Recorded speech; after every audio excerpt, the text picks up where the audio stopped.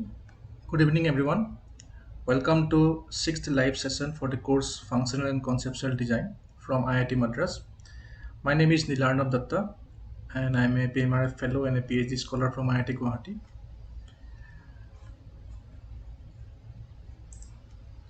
So the agenda for this class is to help you with your week 6 assignments.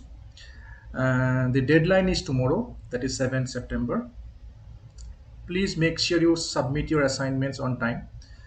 So since the nature of uh, the questions in the assignments are objective, so in this class I will cover some of the important concepts that will help you in solving those assignments.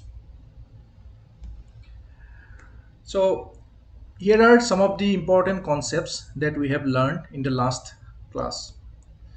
So first one is, we learned in the last class what is product specifications. So product specification is basically, we when we try to quantify the qualitative requirements of a user, we convert the user needs into specific product features or specifications. Okay. And the nature of product specification is quantitative, so it has a matrix and a value. For example, in the last class we talked about designing, identifying customer requirement for design of a classic bike. So one of the needs that we have identified was like comfort to ride. So one of the specs can be the seat cushion. Okay, but seat cushion is again something subject. So comfortable seat cushioning is again subjective, so we need to quantify this. So we need to make sure that we arrive at a right matrix. For example, it can be the width or the height of the cushion, or the density of the foam. So it can be height or the density of the foam, and we need to have some sort of value. For example, it can be, seat cushion can be like 50 centimeter. Okay, and similarly the density can be something around like 15 centimeter gram per centimeter cube. Okay, so this is how we convert the qualitative user requirements into specifications. So next thing what we learned in the last class was how to arrive at particular product specifications. So what we learned here is, like, first thing is like benchmarking customer requirements. So we have a set of needs. Okay, so what we do first, we rank these needs based on their importance, that has been derived from the contextual inquiry that we did during customer need identification phase. And then what we do is we gather information on customer reviews for various competitive products or companies. For example, company 1, company 2, company 3. So for example, if a particular need is comfort and company 1 is, for example, Royal Enfield, so you say, okay, 5 star. Then if it is a Honda, then it is, for example, 4 star. Then probably Bajaj, it is 3 star. So likewise, we gather all sort of benchmarking for various requirements, various needs. Okay, that's what is benchmarking. After that, what we do is we come up with the specification. That means the required matrix with the value. Okay, so against the needs, we come up with certain specifications. For example, as I told before, like comfort to ride can be like seat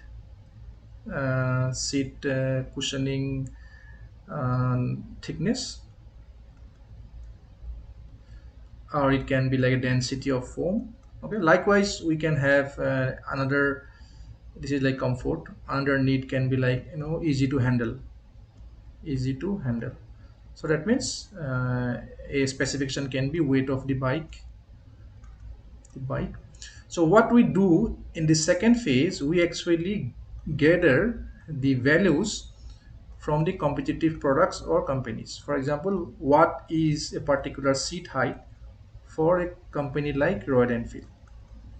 For example, seat thickness for Royal Enfield is 15 centimeter. Similarly, for a company like Honda is 10 centimeter. Similarly, for Bajaj, it can be like, something like 13 centimeters. So likewise, for every particular specs, we gather the values. So next, what we do, we compare, like in stage, at the in the third level, as a third task, like where a particular company get a 5 star and what is their specification or the values. Okay, for example, if for comfort, Royal Enfield have a 5 star rating from customers, that will analyze so which are the needs or which are the specs that actually satisfy that particular need comfort. So we found here that seat thickness and density are actually satisfying the comfort. So we consider that is a value as the ideal value. So what we do in the stage 3 is we set the ideal value and the marginal value. Ideal value is basically what it should be, and marginal value is what is the range of how much it can be altered based on our design requirement. So for example, if seat height ideal is 15 centimeter, so we can say because of our larger engine, we can make it at least greater than 13 centimeter. So those at least, at max, all those things comes under marginal values. Okay, what we do after that, we reflect on the results.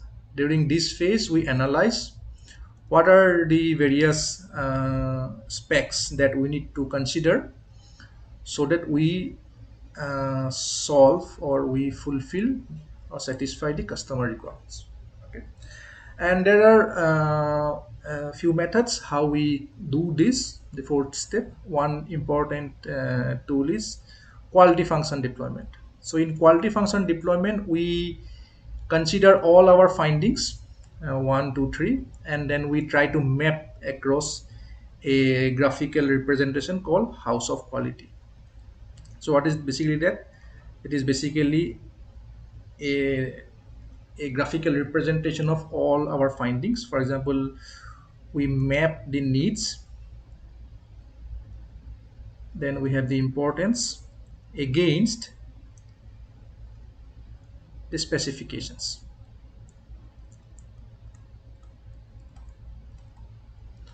So you can have different specifications, and this is the space which is called a relationship matrix.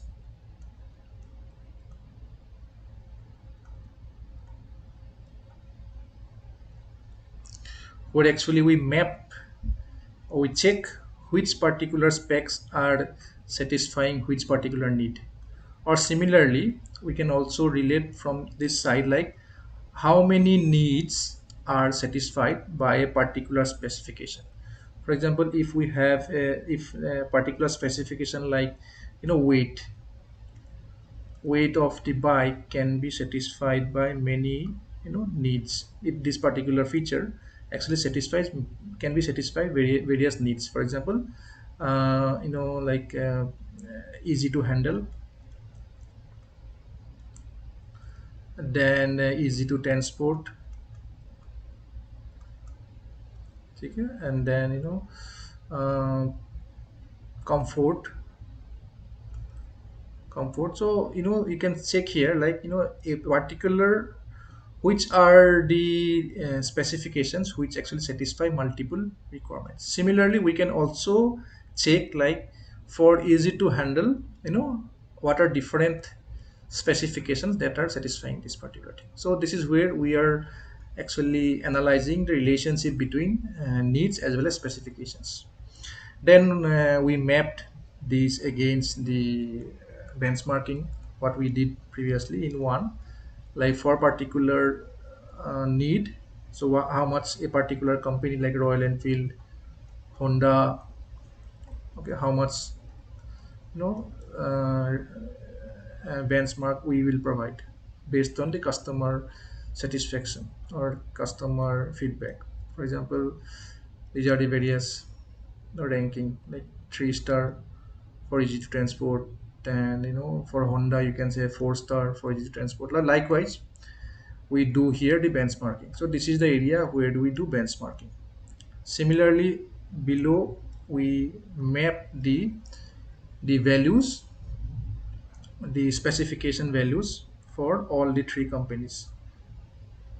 So this is company C1, C2, C3, and for particular specification, for C1, what is the value? For example, if it is a weight, then 155 can be for Royal Enfield. For company like Honda, it can be like 135. Bajaj can be 120. So likewise, we map various specification values, and then we select a target value which can be ideal value or a marginal value. Okay. And by using this particular graphical representation, we can actually analyze what sort of specifications we need to consider. What should do we need to actually increase certain value, or we need to decrease certain value in order to meet the user requirements. So this is a single piece of tool where actually a lot of things can be analyzed before we arrive at a final set of product specification. Okay, so in today's class, I'll be talking about some of the other important concepts. So what we did in the last class, we actually reached from the customer needs to product specifications. Okay, okay, but we are still away from actually the concept. Okay, so now the questions comes like what needs to be done in order to convert these specifications into concepts. Okay, okay, so for that we need to understand what are functions and what are constraints. Okay, let me give an example here. So these are the various requirements or needs that we came across, and accordingly we have identified certain features. For example, and the particular need 1 and 6, for example, easy to balance and easy to transport, can be satisfied by adjusting the weight of a vehicle. Okay. Similarly, height of a vehicle, this particular matrix can solve the user requirement of easy to balance, comfortable to ride, then easy to transport. Okay, so likewise we arrive at a particular set of matrices. Now we need to understand, like in order to convert these sort of matrices into final product features, we need to understand how many of them are actually product functions, and how many of them are actually constraints. So what is the difference? So let me give an example here. For example, a specification like height of a vehicle, okay, can be decided prior at the conceptual level. Okay, we can actually design the frame in such a way that the vehicle height does not go beyond this particular 120 mm. Okay, so this is something we can achieve through deciding on the height. So this is a function. Okay, because we can actually uh, by modifying the frame, we can actually come up with that particular height. Okay. Similarly, cushion thickness, we can actually achieve that by changing the foam design, or you can know by considering particular thickness of foam. So we can take that as function. Okay. Basically, function does not mean only something physically working, motorized. Function also means something that is functioning a certain uh, activity, certain required task. That's why we are considering these as functions, because we are able to uh, perform the change by changing certain parameters. Similarly, damping coefficient of spring, okay, we can actually consider the material as well as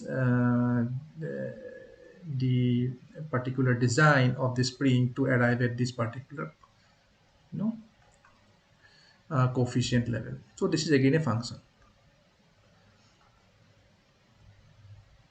However, there are certain matrices which actually we don't have a control.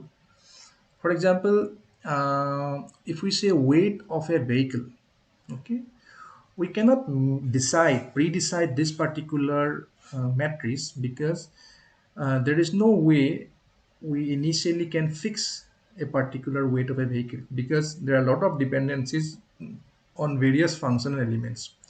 What we can say that this is a constraint, that the weight should be maximum 180 kg, and we need to select different components or parts in order to meet this particular constraint. Okay, thumb sound can be decided, it can be worked on by working on the speaker or the the exhaust design. So this is again a functional, this is again a functions.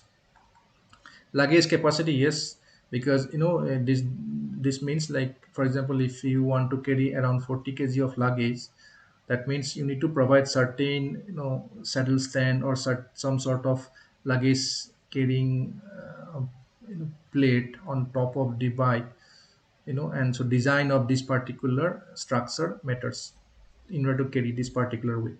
So this again comes under function.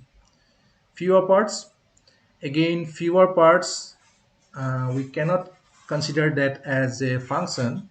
We can only say that is a constraint, because we do not have a control at the initial level, like how many parts, within how many parts we can actually design this particular concept classic bike.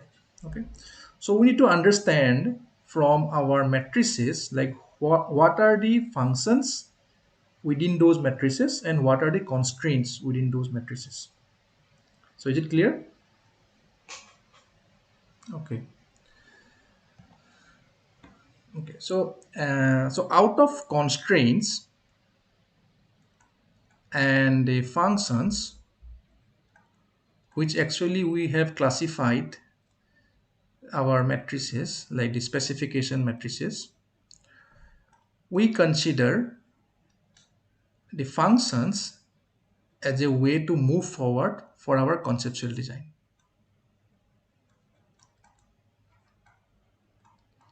Okay, because constraints we consider as a checkpoint, like a checkpoint to make sure you choose particular material, you choose particular component in order to achieve this particular constraint. However, function we decide based on the requirements.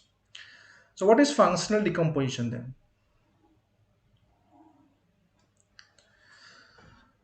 Okay, so what is functional decomposition is basically breaking down a higher level function into a smaller sub functions or intermediate sub functions. For example, if someone says like, okay, the higher level function is like comfort, okay, comfort, comfort to ride. Then probably a smaller level sub functions can be seat, seat comfort, okay, or it can be like shock absorber, so shock absorption. Then weight of the vehicle or the tire, okay, it can be the tire size or type. Okay, so a higher level function can be always break down into smaller functionalities, because multiple functional blocks may contribute towards a particular higher level function. So in order to achieve a higher level function, we check what are all different sub functions that actually we need to accomplish in order to achieve the higher functions. And based on these smaller sub functions, we then decide upon the elements, the mechanism, the circuits, and various parts that are required to achieve these particular higher functions. So this particular process is called functional decomposition. So figure here represent that what we did previously was customer need analysis. Then we come at particular specifications based on benchmarking, then arriving at various competitive values, and then ideal and marginal values. Then we did a quality function deployment to understand what are the functions or what are the specifications that are important to satisfy customer requirements. Okay, now we have a set of specifications. Within that set of specifications, we do functional analysis. That means we check among those specifications how many actually are functions, because rest are constraints. So we consider the functions and then we do a functional decomposition like this, and then we move forward for concept generation. So this is a standard practice in product design. When we arrive at a specification, then in order to move towards the concept generation phase, we do a functional decomposition stage. Okay, clear? Okay. Okay, so next question is how to do functional decomposition. Okay, so are there any standard systematic approach how we do functional decomposition, or we can just do it by without any means or any tool? Okay. uh, Actually in early days, like when these sort of questions come, like how to convert a particular function into product feature that is important in concept generation phase, most of the time experts are used to involve. So experts domain knowledge, okay, domain knowledge as well as their prior experience in uh, working on particular concepts actually matters. However, there are some sort of tools and techniques using which even novice designers also can then come up with certain product features and can do a perfect functional decomposition. Okay. So there are basically two types of methods. One is, some of them are simple methods, sorry it should be plural, and there are robust methods. So what are the difference? So both simple methods and robust methods, these are the basically of types of method, okay, for functional decomposition. The difference between these two are that the simple methods are actually much simple and easy to use for simple products, like that of a product like saver, or a product like juicer. Okay, the robust methods, which are a bit complex are useful for complex product like a motorcycle, because these actually comprise of it's like a chain of products. Like you can consider even a light set is a product. Okay, so these are like a sub products. Even a wheel you can consider a product. So a bike as a product, if you consider, is mostly as a assembly of various small products. However, a simple product having a small set of functionality can be easily uh, used using this sort of simple method of functional decompositions. So, in this lecture, I'll be covering the simple methods, which will be comprising of a method called SOP and FAST. So, I'll move forward. So, the goal of using simple method is arrive at something called a functional trees. Okay. So, basically, a functional tree is something where we uh, gather various functions and sub functions into a tree structure. Okay, we arrange the sub functions and sub functions in a hierarchical order. Okay, so this is the goal of a simple method like SOP and fast method. Okay, I'll explain in detail what are those things. And in robust method, we actually go for something like a structure. It's not a hierarchical model. It is much more complex, which we call as function structure. But in this course or in this particular class, I'll be covering these two topics. Okay. So have you gone through the course material of sixth week lecture videos?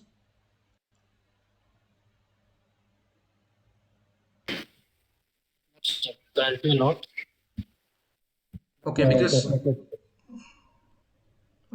tomorrow is a deadline for assignment submission, and I'm trying to cover some of the important concepts that will be useful for solving those assignments. Okay, so one of the very important concepts that you need to understand before solving the assignments is functional decomposition. Okay, so one of the simple method for functional decomposition is subtract and operate procedure. Okay, so what we do for simple products like as I told before, like simple product like electronic saver or something like a juicer. It's like product having single function, single basic function. So a function of a saver is primarily to save, right? So products having less complications and having minimum functional blocks can be easily decomposed, functionally decomposed using this particular technique, which is subtract and operate procedure.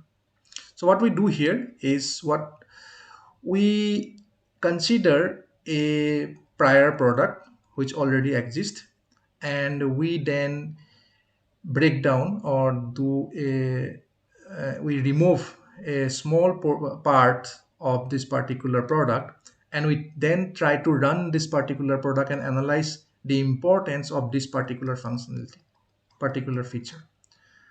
Okay, so this generally are useful when we use a reverse engineering approach in product development. Okay, so in reverse engineering method, basically we generally try to understand something which is technically complex by dismantling a existing product.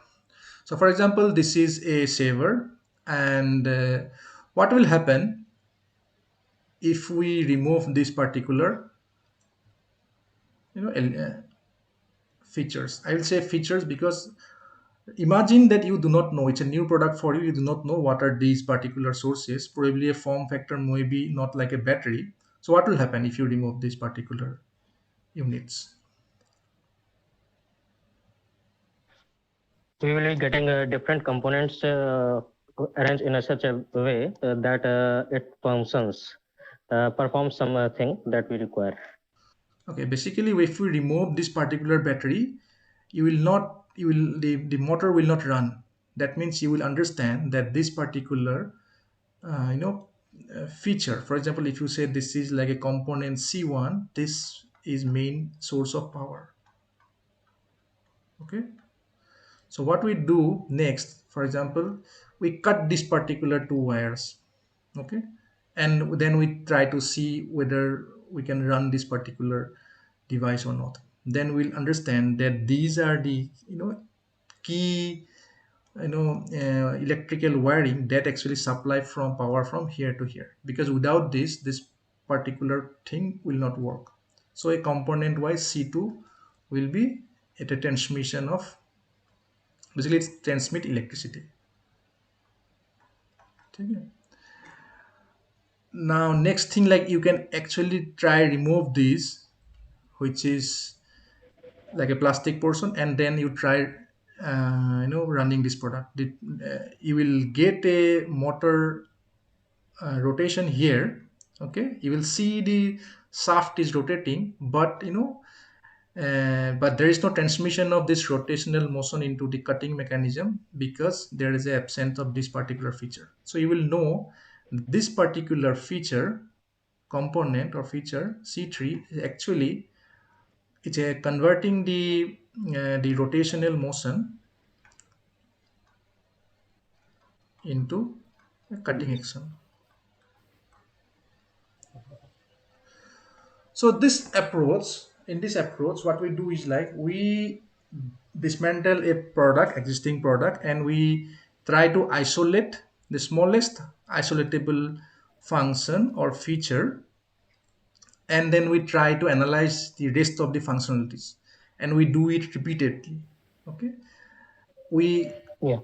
this one by one, and every time we analyze a particular function, then you again fix that particular feature and you try analyzing other parts. So slowly we understand that all the various features or components available in this particular product. So next what we do, we then try to understand, okay, how many there are different features or components within this particular product. So probably C1 to C10 are the components. Okay, then these Mhm. components we try to break down into functions, like which particular component is actually performing which particular function. For example, C1 is a battery, so it is like a sourcing power. Okay, then electrical is like C2 is basically transferring electricity. Then probably there is some sort of motor here which is hidden, so then C8 probably is a motor, but what is the function of that? The component is C8, which is a motor. The function is it's convert electrical energy to rotational energy. Then we have this particular component C3, which is like a converting a rotational mechanism into a cutting mechanism. Then we have the cutting blades at the end. So likewise, we actually identify various small functions, and then we create this functional tree. So how we do that? We come from bottom to up. So we, for example,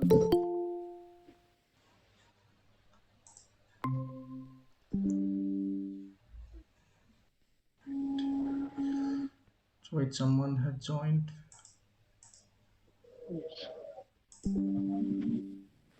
Okay. So what we do here, we basically first try to draw the smallest functionality. For example, we understood that the cutting mechanism, when we remove this particular cutting mechanism, it does not affect anything else, it only affect the final cutting part. Okay, then we realize that when we actually remove the particular shaft or this particular portion, we realize that this removing this particular component like the C3, which is convert rotational to cutting, this particular function, when you remove this, both of these functionalities does not work. That means you understand the hierarchy wise, this is above this particular functionality, which is cutting blade.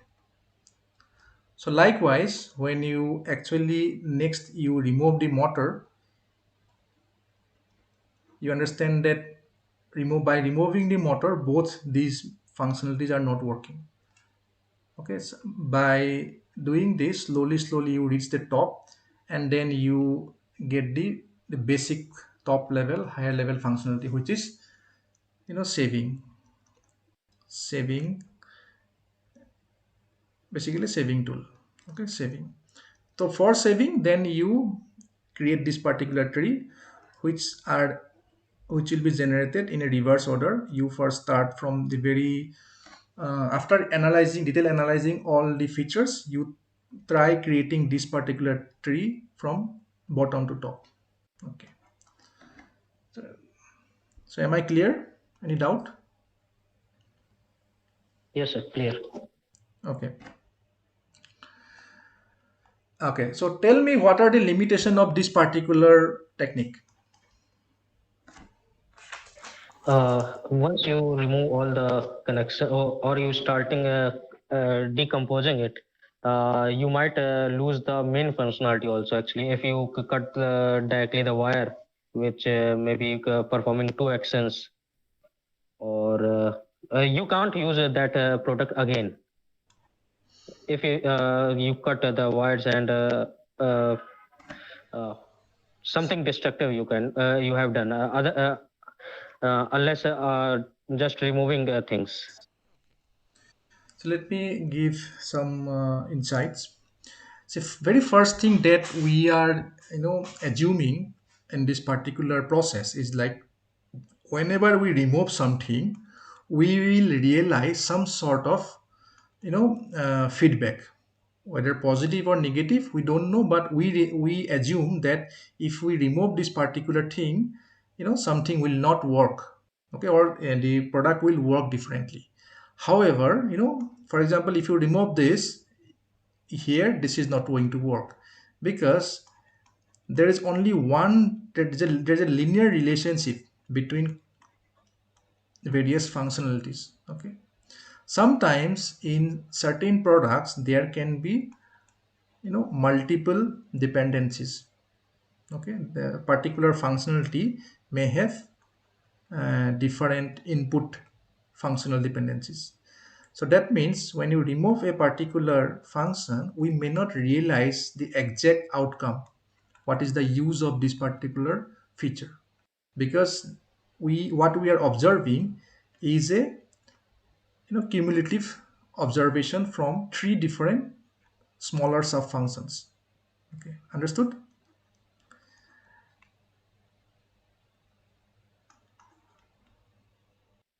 Am I clear this one?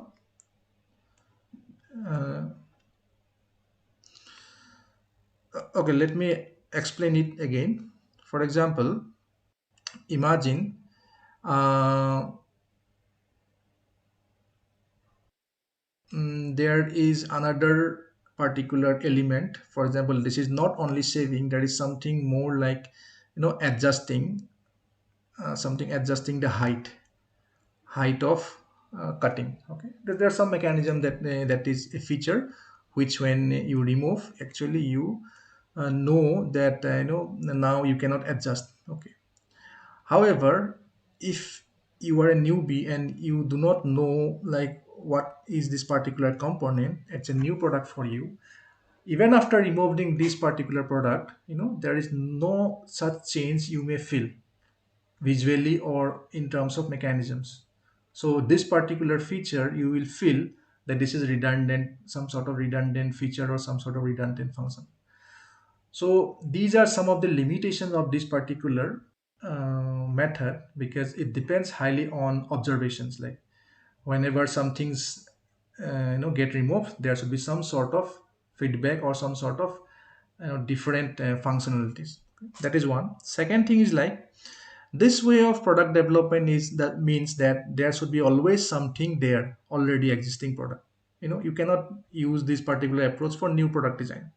That means, you know cannot be used for new product design. Why? Because you do not know actually what are the various components that are necessary in a new product design. So this is not useful in new product designs. uh, Another are like, no, this is mostly used for reverse engineering methods, and which is sometimes not ethical. And even if you do it, there is no guarantee that you will be your a designer's mental model already get blocked by what actually already exists as a product. So these are some of the limitations of this particular technique of functional decomposition. Clear? Sir, yes, sir. Sir, may I ask a question which is out of syllabus? Yes. What is the scope of reverse engineering in India? Are we actually more towards the reverse engineering, or towards new product development? If we say overall over the from the career perspective, so what is the chances for a reverse engineer, design engineer, or a new product design engineer? Okay, so reverse engineering, do not think it from a negative perspective.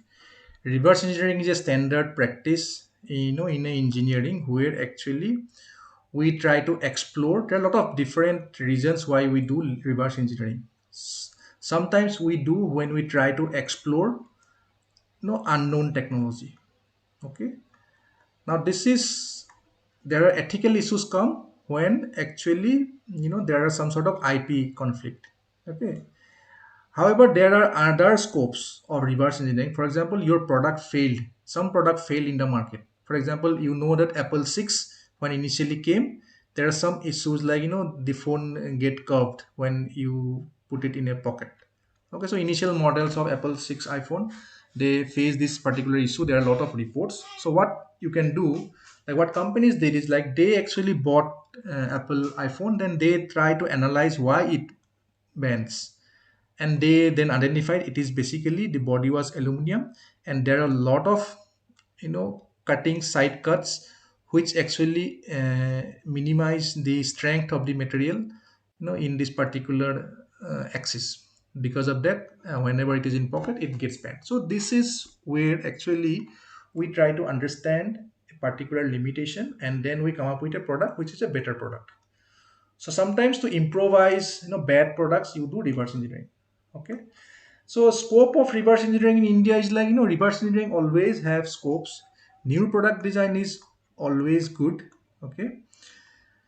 However, you need to think about the customer base, that you are going to target. So if you are a startup company, so you have a commercial goal. If you are a company, you have a commercial goal. So jumping into a new product design probably Yeah. will be a issue for you. Probably the customer may not know a new product. Okay. However, in a different way, this can be a niche area. Okay. So this can be a new value Yeah. propositions. Okay, so you need to take this particular call very precisely, very smartly.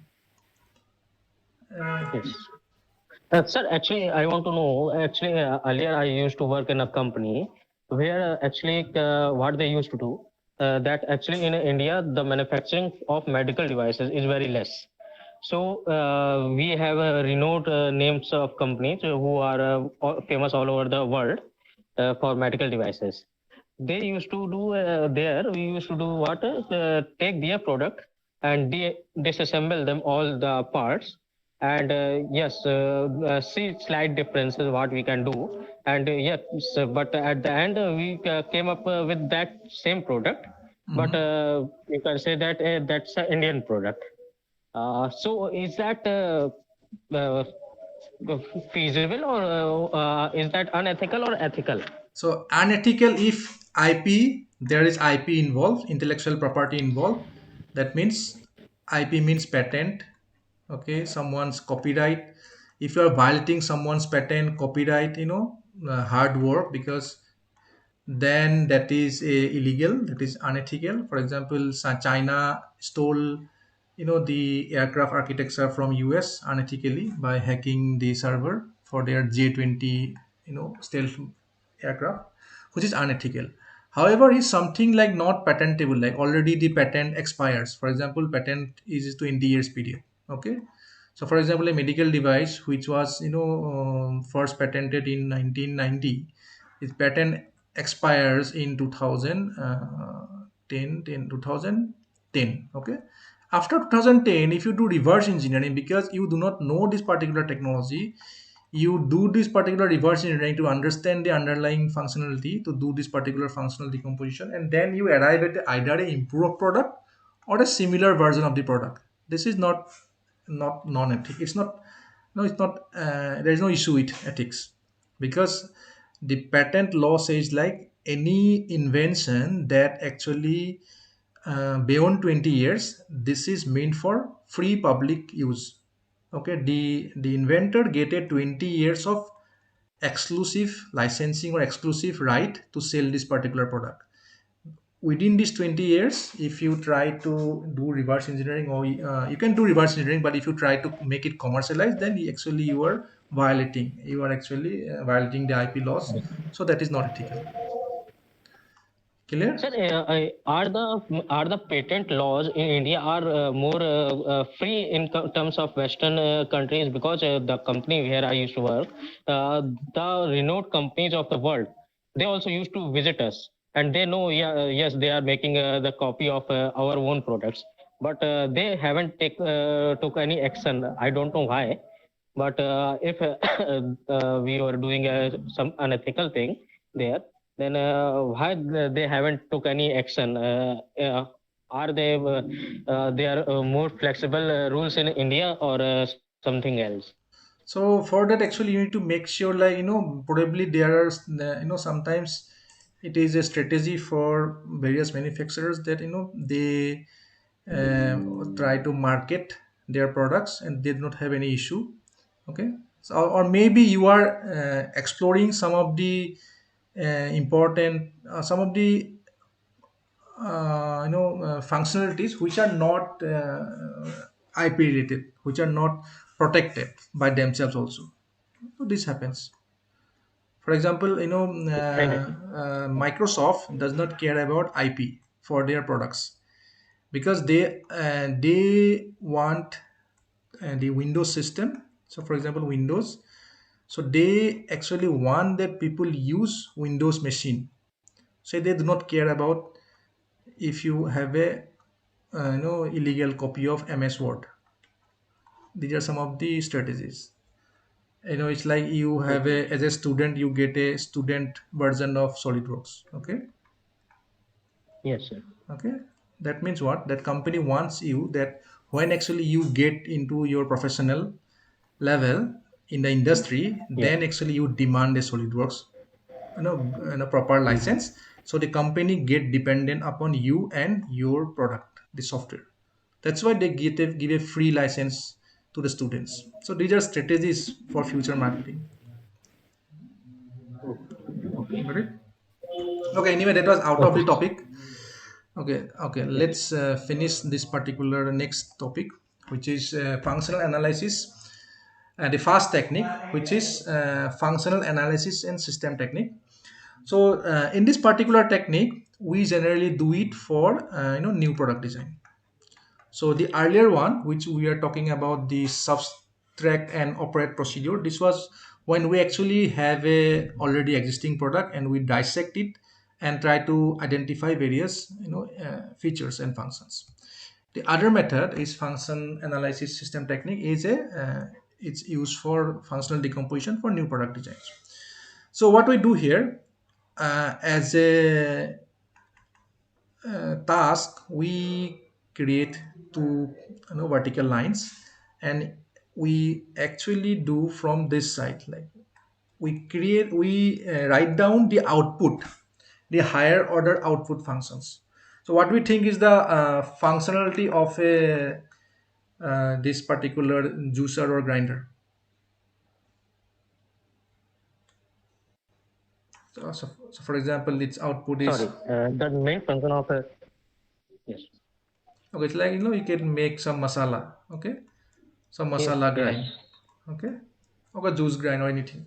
So this is what the output you demand, and as an input, as a layman, people may not have a proper knowledge. People may think, okay, because I am giving electricity, Yes. this particular thing is grinding. Okay, now Yeah. this electricity is a assumed functions. It's not like a someone like an engineer derive this particular Yes. input. This is someone like a layman, like it's like why the bike is running, because there is petrol. It is as simple as like that. So here is also like that. Yes. When you say why this particular masala grinder is actually grinding masala, because you are providing electricity. So this is something the assumed functions or the input. Yes. Okay. So what we do next is like we come from this side, okay, and we ask the simple questions like how. So when we move from here, we ask the question how. So how to grind? Okay. Okay, we ask how to grind. So we say like by rotating blades, like chopping with or grinding with blades. Okay, so this is like the we are trying to do some sort of understanding or going to the sub functionalities from the higher order functions. Okay, so this is very different from the other method, where actually we try to get the particular function tree from bottom up. We try to create the functional dependencies from bottom to the top, because here we do a reverse engineering and we try to map, like if we remove this particular, what are the various features gone, like if we remove this, what are various features gone. To understand that, a top down approach will not help, because if we remove the battery or the basic feature, nothing will work. So we'll not know the hierarchy of functions here. However, for new product design, we do this particular approach, where we ask like how this particular masala, how masalas can be grind. Okay, then you say, look, chopping or grinding using blades. Okay, Yes, sir. now next questions come again. You ask how. So you ask how multiple times. You said how grinding, with chopping. You say that, okay, you rotate the blades. You understand? Here we say Yes, sir. grind with blades, we say rotate the blades. Next, ask again how rotate. Okay, how rotate means you need something that actually rotate the blades. That means you are converting the electrical energy into the rotary motion. So convert electrical energy to rotary motion. Mechanical. Okay, so this is one. Similarly, if you ask like how to convert rotary, like electrical energy, Yes. then you ask like you need this particular mechanism along with the required electricity. So then you need to go down to e electrical energy conversion, okay, to magnetic field. That's how motor work, magnetic field. So this is how actually you ask the question how to perform a particular function, and then you actually get to know the sub function, and then you actually end up connecting the assumed function, the very basic input that we think about. Okay, okay, so part this particular part of functional mapping is called critical path function. Okay, so next what you do, for every critical functions, you then try to analyze the detailed functional requirements. For example, chop the grind with blades. Okay, but before chopping and grinding, you need to, collect the vegetables, collect the masala. Okay, okay. So then what? So if you collecting masala, that means it should, store masala.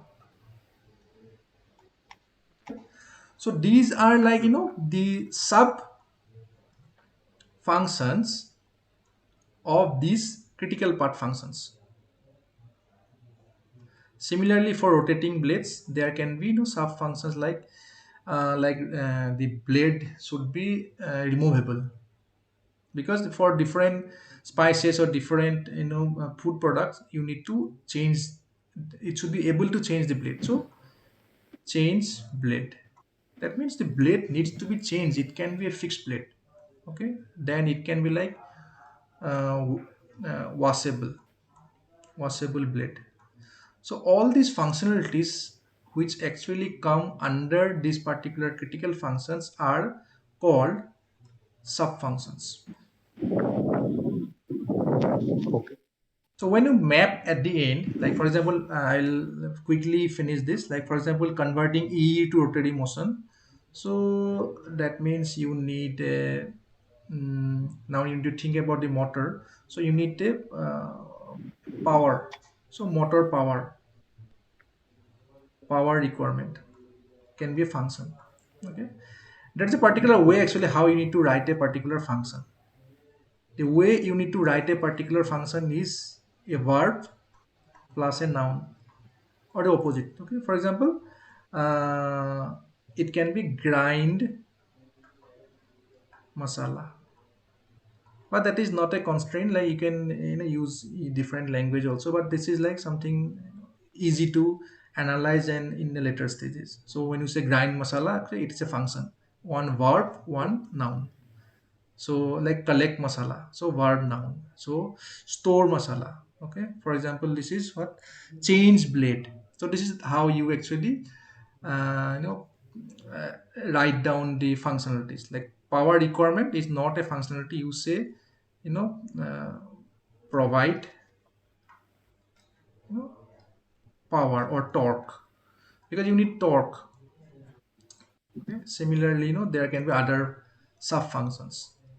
E conversions can be like, constant voltage. Okay, so constant voltage again, bar when these things. So this will, prevent from electrical damage. So when you actually later do these sort of secondary mapping of sub functions, you will end up actually generating the overall functionalities of a particular product. So then you can actually map it like, first we will provide electricity. Okay, then you ask a reverse questions to, and to try to, validate that your findings are right. Now you ask a reverse question like, why you need electricity. Okay, earlier you go from the Hmm. left side, you ask like how you do that. Now you ask why electricity. Now you say why electricity, because Hmm. electricity needs to be converted into magnetic field. Okay, and Okay. electricity needs to be, what is that, constant. It should be constant voltage so that there is no damage to the device. Okay, then you go Yes. ask why electrical conversion.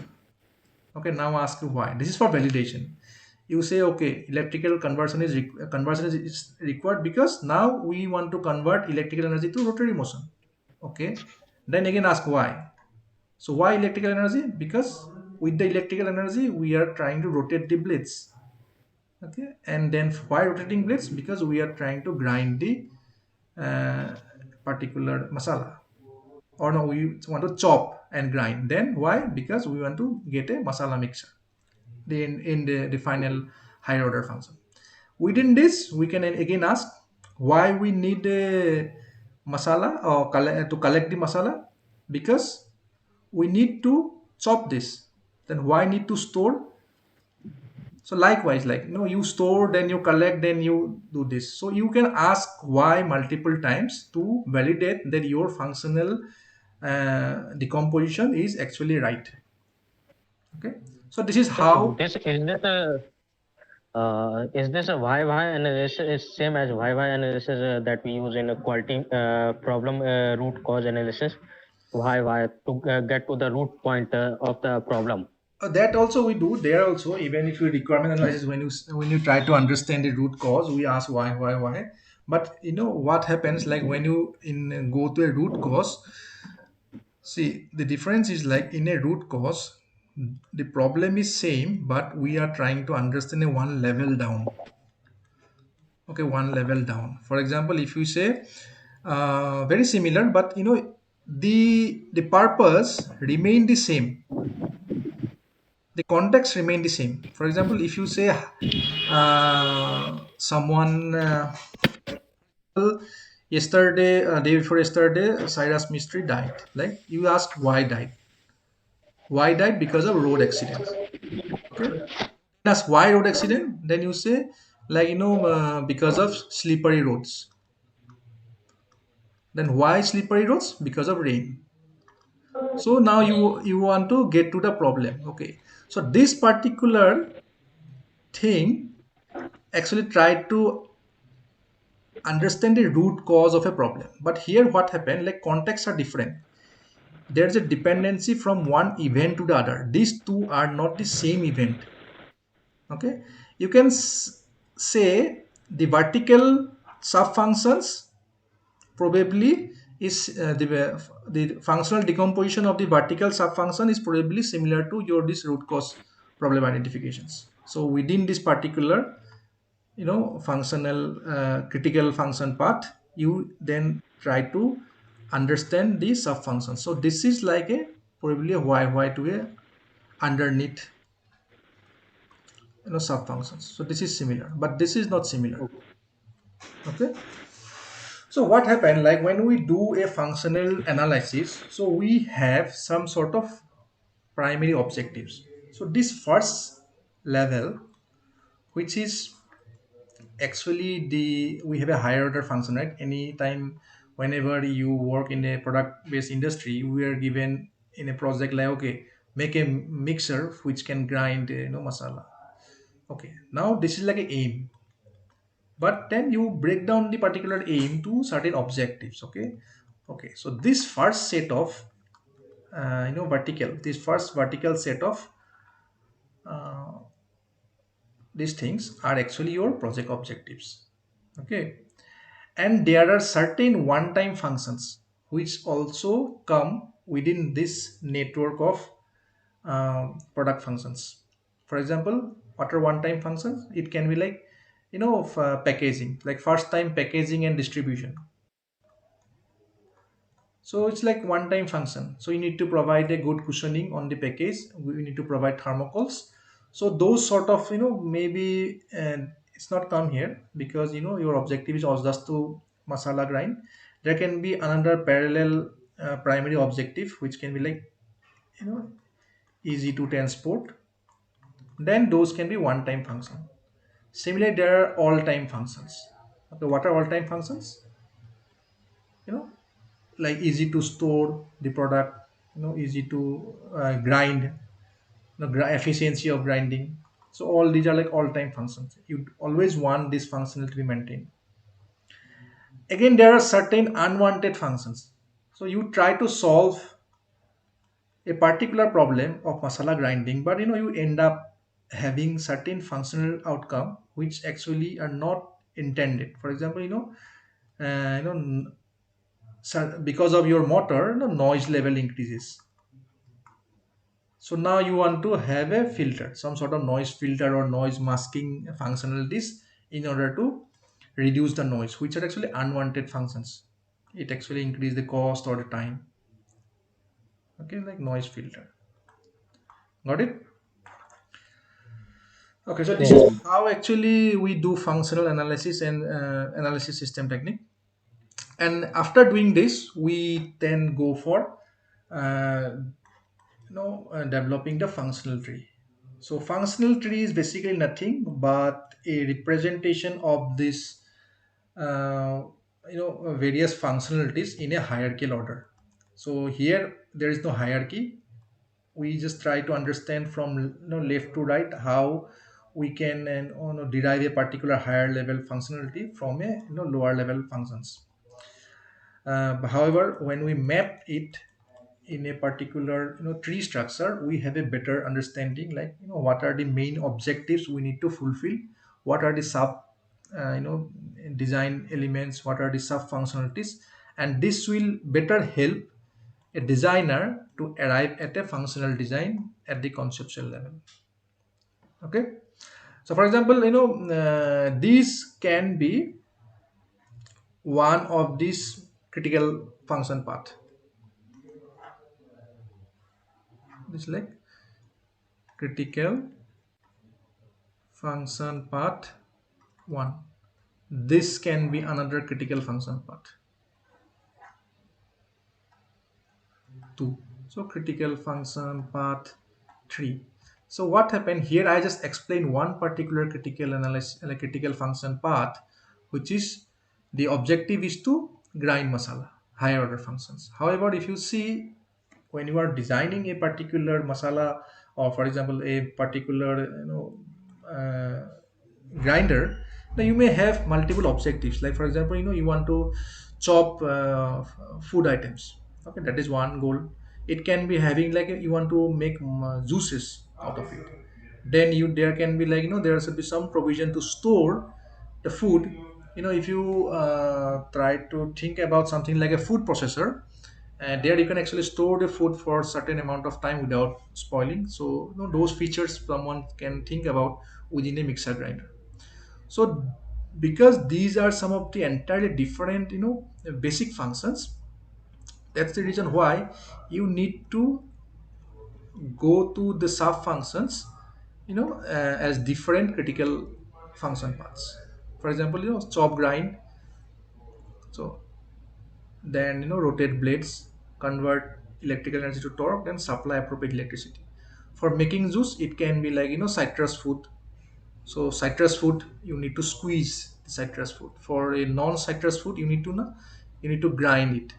So now you need to think about mechanisms to convert electrical energy to squeezing mechanism. Then for non-citrus, you need to think about electrical energy to grinding mechanisms. Okay, and at the base level, all the inputs are same, like what we call as assumed input. Similarly, for storing, we think like okay, there should be airtight lid, and then we say like maintain the temperature so that doesn't get spoiled, then use appropriate material so that it doesn't get spoiled because of the material properties. So the basic functionalities, like at the very level 1 we have the basic functionalities. Then at other levels like level 2, level 3, we break down the basic functionalities into secondary functionalities, which may have multiple levels of decomposition. Got it? Yes, sir. Okay, any question? No, sir. Thank you. Okay, so that's the end of today's session. Okay, so I covered in this session, in the last class, I discussed about how we can arrive at specifications using various techniques, and in this class, I covered how these specifications are actually converted into functions using two functional decomposition method. One is the SOP method, which actually generally used in existing products using reverse engineering. The other one is this fast method, which actually used for non like new product design, and they are actually we at the end generate functional trees. For both the techniques, we generate functional tree at the end. Okay, and this is where actually from here actually we go forward for conceptual design. Okay. Okay. Okay. So Okay. thank you. So first, yes, thank you. Thank you. Any question? No, sir, actually, just I was saying that first we develop a functional tree, functional diagram, then we move towards the conceptual. So next week will be the conceptual design phase, right? Yes, yes. Okay. Okay. Thank Okay. you. So please come to the class early. Next class will be again next Tuesday 6, from 6 p.m. So those I know understand, like some of you have might have no office hours, and if you actually have office hours, then try to attend these particular classes in the office, in office place itself, or make sure that you attend these classes because these are important. And the course which you are actually taking in this semester actually is not a live running course. I'm the only person who is actually taking these live sessions. Other than that, the rest of the course materials are actually available in YouTube. So there is no direct interactions which actually can guide you or help you in understanding the core concepts. So tomorrow is a deadline for your assignment submission for sixth week. So today's in the today's session, I covered some of the important concepts which actually help you in solving those assignments. And deadline is tomorrow at 11:59 p.m. So please make sure you solve the assignments. Yes, Okay. yes, surely. I will do. Okay. Thank you, and please be present in the next class also. Thank you. Yes, sir, surely. Thank you.